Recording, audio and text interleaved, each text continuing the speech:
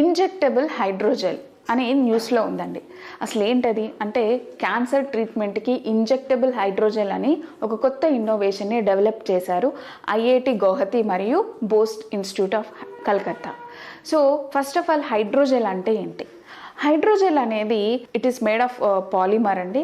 దీంట్లో మనకి హైడ్రోఫోలిక్ కాంపోనెంట్స్ ఉంటాయి, అంటే వాటర్ అబ్జార్బింగ్ కాంపోనెంట్స్.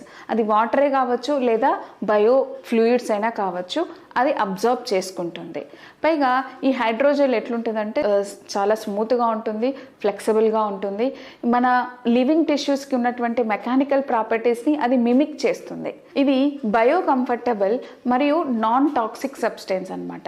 అందుకోసమే దీన్ని మనకు మెడికల్ యూజెస్కి బాగా ఉపయోగపడుతుంది. అందుకే దీన్ని మనం డ్రగ్ డెలివరీ సిస్టమ్ గాను, టిష్యూ ఇంజనీరింగ్లోను, ఉండని డ్రెస్సింగ్స్లోను, ఇంప్లాంట్స్లోను వాడుతారు. అంతేకాదు ఇది మన ఎన్విరాన్మెంటల్ చేంజెస్కి కూడా రెస్పాండ్ అవుతుంది. అంటే pH లెవెల్ పెరిగినా, టెంపరేచర్ పెరిగినా ఏదైనా సరే దానికి రెస్పాండ్ అవుతుంది.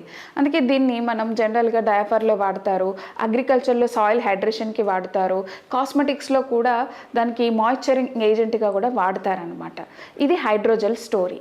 మరి ఈ ఇంజెక్టబుల్ హైడ్రోజెల్ అంటే ఏంటి?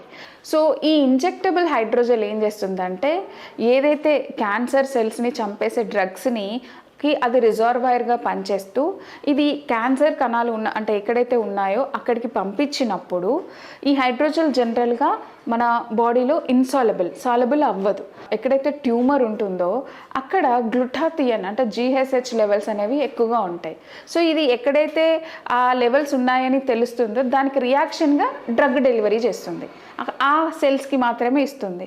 సో దట్ ఏమవుతుందంటే ఏవైతే క్యాన్సర్ కణాలో వాటికి మాత్రమే డ్రగ్ డెలివరీ చేస్తుంది, మిగతా చుట్టుపక్కల బాడీ పార్ట్స్కి ఎలాంటి ఇంపాక్ట్ కలగనివ్వదు. దాంతో మనకి డ్రగ్ డెలివరీ అనేది చాలా ఎఫెక్టివ్గా జరుగుతుందన్నమాట.